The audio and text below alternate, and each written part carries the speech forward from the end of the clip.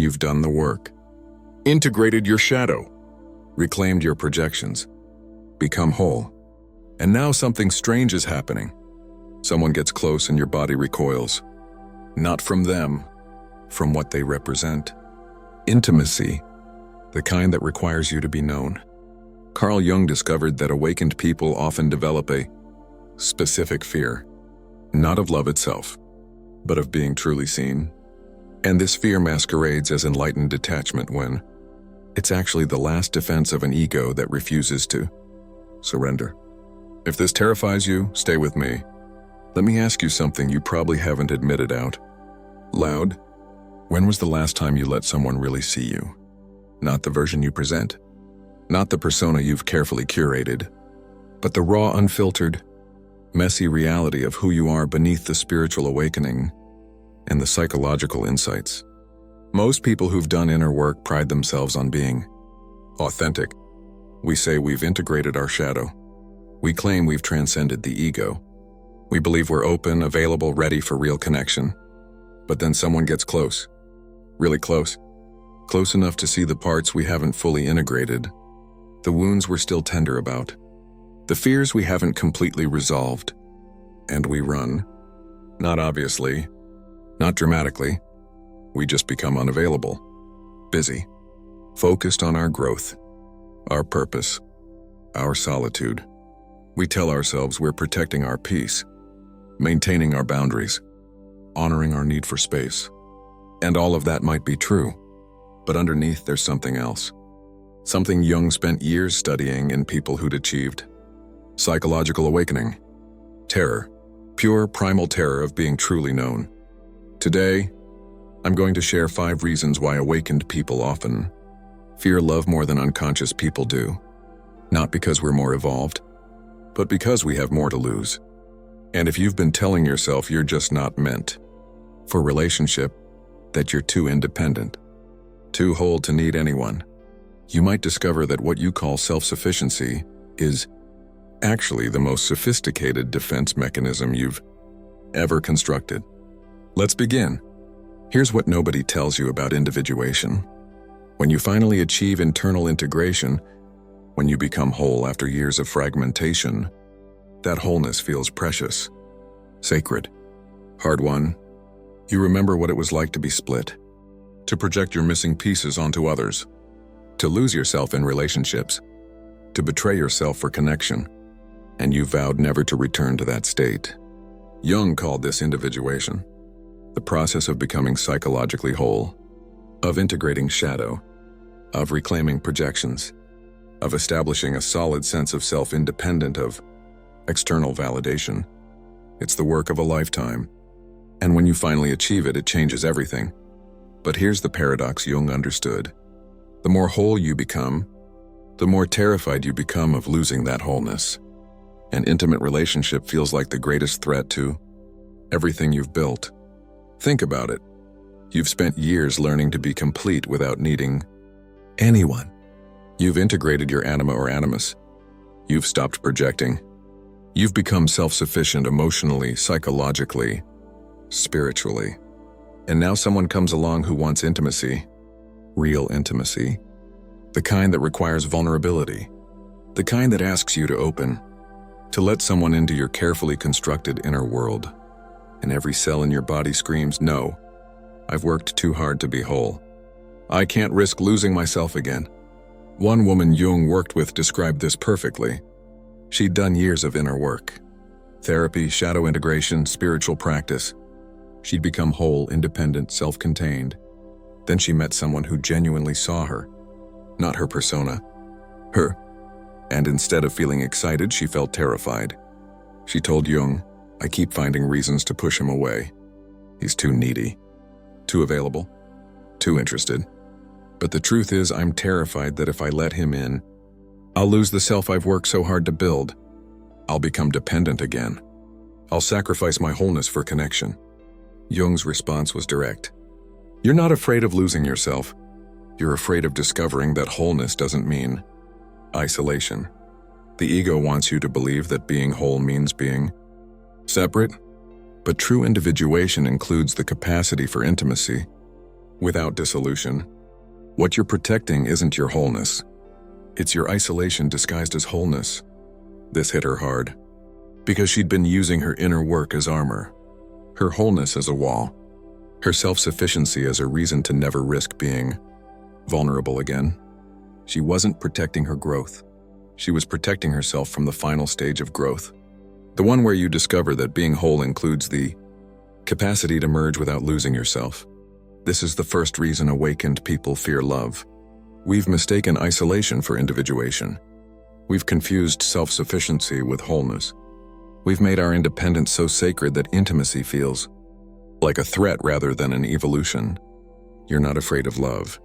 You're afraid that love will reveal you're not as whole as you think you are, that there are still parts of yourself you haven't integrated, still work to do, still ways you can be undone.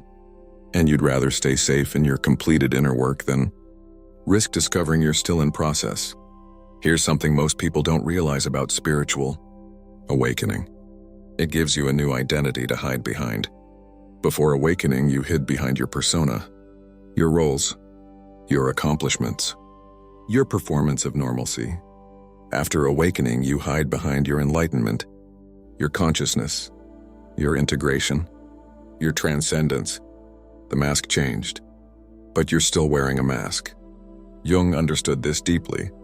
He saw that people who'd done profound inner work often developed what he called the mana personality, a spiritual inflation where they identified with their awakening rather than remaining grounded in their humanity. They weren't just people anymore. They were awakened people, conscious people, evolved people, and this new identity became their protection, their armor, their way of staying separate even while appearing open. Intimate relationship threatens this identity, because when someone gets truly close, they don't see your awakening. They see you, the human beneath the enlightenment, the person who still has bad days, petty reactions, unresolved wounds. They see you forget to be conscious. They see you slip into ego. They see you be ordinary, flawed, human. And that's terrifying, because you've invested so much in being the awakened one, the conscious one, the integrated one. One man Jung worked with had become deeply invested in his spiritual identity. He meditated daily, studied psychology, spoke fluently about shadow integration and archetypal patterns. He attracted partners who saw him as wise, conscious, evolved, and he enjoyed that reflection. It validated his identity as someone who'd transcended ordinary human struggles. But then he met someone who didn't treat him as a guru. She saw his wisdom and his ego, his consciousness and his blind spots, his integration and his avoidance. She loved him as a human, not as an awakened being, and he couldn't tolerate it. He told Jung, "She doesn't see me the way others do. She doesn't treat my insights as profound. She calls me out when I'm being defensive or avoidant. She expects me to be human, not enlightened. And I can't stand it." Jung responded, "She's the first person who's actually seeing you. Everyone else has been seeing your spiritual persona. She's seeing the human beneath it, and that terrifies you because you've been hiding in your awakening just as effectively as you once hid in unconsciousness. Different mask, same function. This is the second reason. You're terrified of being seen as ordinary, as human, as still in process. Your spiritual identity has become your new defense. An intimate relationship threatens to expose that you're not as transcendent as you've been presenting. You're not afraid of love. You're afraid of being loved as you are, not as the awakened version you've constructed. Here's what changes after awakening. You learn to see through things, through personas, through defenses, through performances. You see people's shadows before they speak them. You recognize their wounds beneath their words. You understand their psychology sometimes better than they do. This seeing gives you power, knowledge, a sense of being one step ahead psychologically. But intimate relationship requires something terrifying. Mutual seeing, not just you seeing them seeing you. And when you've become accustomed to being the one who sees, being seen feels like losing control. Jung called this the problem of psychological superiority. People who've done inner work often develop a subtle sense of being more conscious than others. They're the observers, the understanders, the wise ones. They're comfortable seeing others' shadows, but being seen in return? Unbearable. Think about the power dynamic in most conscious people's relationships. You're always slightly ahead psychologically. You're the one who's done the work. You're the one who recognizes patterns. You're the one who explains psychology to them. This creates safety. Because as long as you're the seer, you're not fully vulnerable. You maintain a position of subtle control. But real intimacy requires surrendering that position. It requires letting someone see you as clearly as you see them. Letting them understand your psychology. Letting them recognize your patterns. Letting them know you as well as you know yourself. One woman Jung worked with was a therapist. She'd done extensive inner work. She was skilled at seeing through people's defenses, understanding their unconscious motivations. In relationships, she was always the psychological expert. Partners would come to her with their problems. She'd analyze, explain, guide. Then she met someone who was equally conscious. He saw through her defenses as easily as she saw through his. He recognized her patterns. He understood her wounds. He called her out with the same precision she called others out. And she hated it. She ended the relationship within months. She told Jung, "I felt exposed, vulnerable, like I had no protection. He saw me too clearly. I couldn't maintain any defenses. I felt naked psychologically and I couldn't stand it." Jung said, "You've become comfortable being the one who sees, but you've never learned to tolerate being seen in return. That's not consciousness. That's control disguised as awareness. Real intimacy requires mutual vulnerability, mutual seeing, and you're not ready for that because it means surrendering the power position you've built through your inner work." This is the third reason. You're terrified of mutual seeing, of being known as completely as you know others, of losing the psychological power that comes from being more conscious. You're not afraid of love. You're afraid of equal partnership, of someone who sees through you as clearly as you see through them. Here's a belief many awakened people carry unconsciously. If I get too close to someone, I'll regress. I'll fall back into old patterns. I'll lose my progress. You remember who you were before awakening. Codependent, people-pleasing, losing yourself in relationships, betraying your own needs for connection. And you've worked so hard to change those patterns, to establish boundaries, to prioritize yourself, to stop abandoning yourself for others. So intimacy feels dangerous, like walking back into a trap you barely escaped. Jung understood this as the fear of regression. People who've transformed often become rigidly protective of their new patterns, terrified that any intimacy will pull them back into old wounds. But here's what Jung knew. This fear itself is a sign you haven't fully integrated.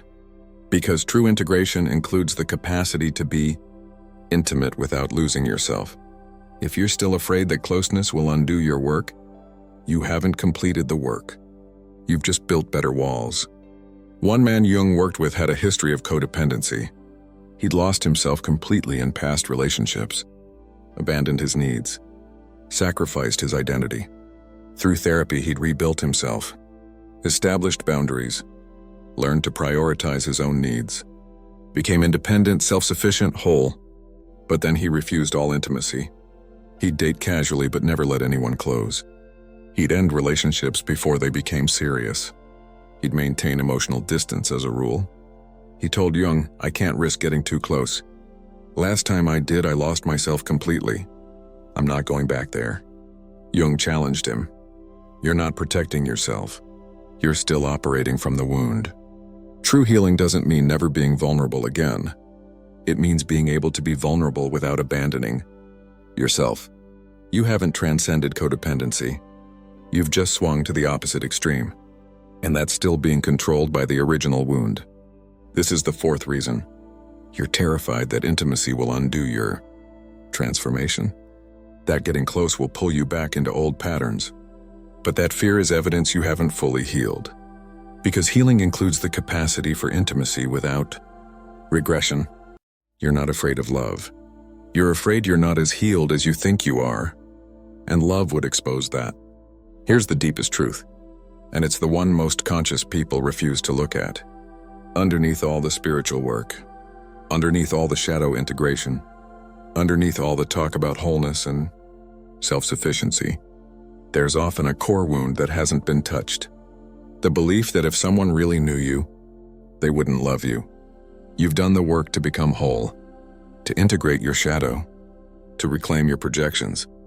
And on some level, you believe that work was necessary because without it, you'd be unlovable. So your wholeness isn't just growth, it's compensation. It's making yourself worthy. It's becoming good enough to deserve love.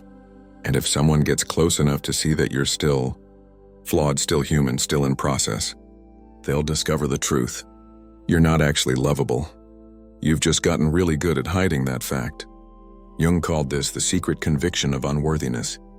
It lives beneath all the persona work, all the spiritual achievement, all the psychological integration, and it makes intimacy unbearable. Because intimacy means being seen completely, and being seen completely means being discovered as fundamentally unworthy. One woman Jung worked with had done years of spiritual work. She'd healed childhood wounds, integrated her shadow, become conscious and self-aware, but she refused intimate relationship. She said she didn't need it. She was complete, whole, self-sufficient, but Jung saw through it. He asked her directly, "What are you really afraid will happen if someone gets close?" She paused, then whispered, "They'll see I'm not actually whole. That underneath all this work, I'm still broken, still too much, still fundamentally unlovable. And they'll leave, just like everyone always has." There it was. The core wound, not healed, just buried under years of self-improvement. Jung said gently, "All this work you've done, it's been an attempt to make yourself lovable, to fix whatever you believe is broken. But you can't heal unworthiness by becoming worthy. You heal it by accepting that you were always worthy, even broken, even too much. Even before all this work, the work was never about becoming lovable. It was about remembering you always were. And this is the fifth reason. Deep down, you don't believe you're lovable as you actually are. So you've made yourself into someone who should be lovable.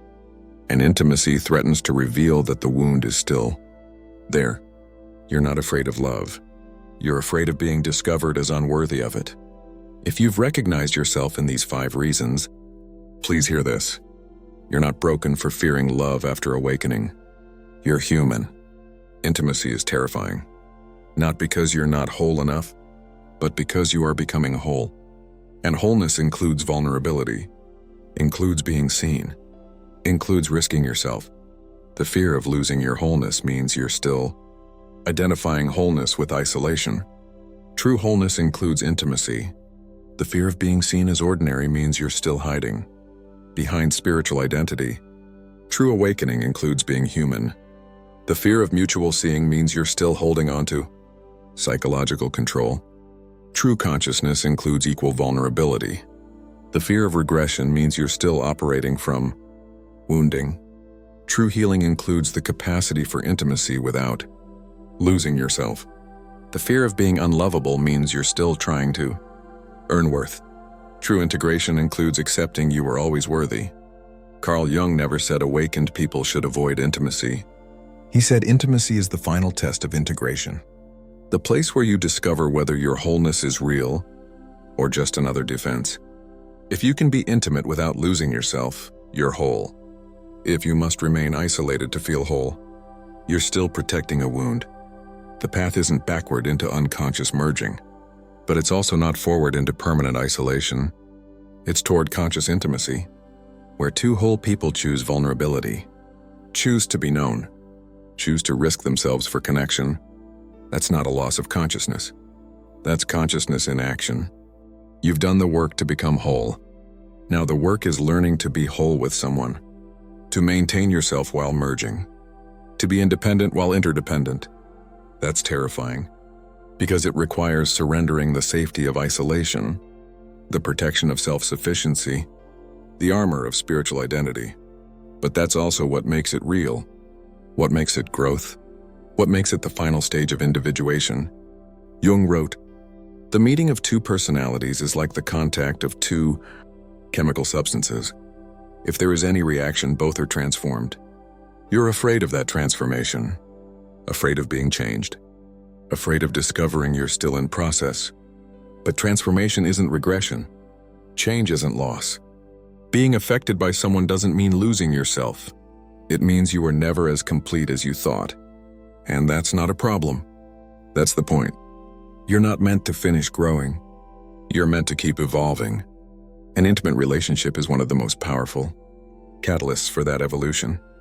So if you're terrified of love after awakening, don't interpret that as evidence you've transcended need for relationship. Interpret it as evidence you're being invited into the next level of growth, the level where you stop hiding in your wholeness and start risking it for something real. That's not losing your consciousness, that's using it. If this revealed something you've been hiding from, subscribe for more psychology that challenges spiritual bypassing. And remember, you're not afraid of love because you've transcended it.